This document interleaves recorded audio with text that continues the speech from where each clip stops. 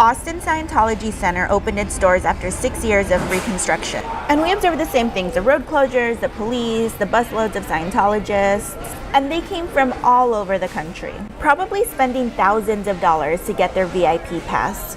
And protesters waited at the corners confronting the members as they walked in the barricade. Your family, what kind of enlightenment is that? And past the barricade, we see the typical dead-eyed grin.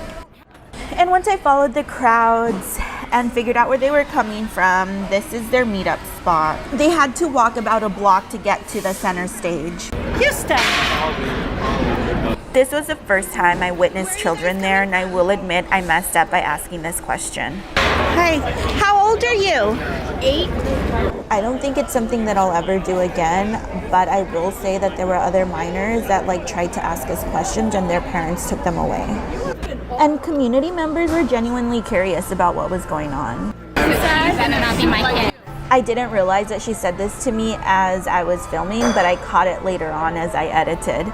And I think her point is that kids can't consent, and she's right about that. They even brought this elderly lady in a gurney to and from the main stage. Danny and Leah come from LA and team up with Pearl Snappy. Up on the roof, we have a clear view of what's happening. And even the police are there hanging out, but they're making sure we're not going past the decibel level. And what everyone was waiting for after years in hiding... David Miscavige has been dodging lawyers as he's being sued by actress Leah.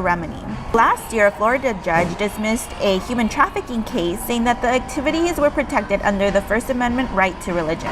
So I caught up with Pearl Snappy and I asked her, how do we take a closer look at their exempt status? And here's what she had to say. At the lowest level of officials, you know, things like the Chamber of Commerce that lose money because these creeps are around. All of the tax money that they're not getting from this type of stuff. So starting with the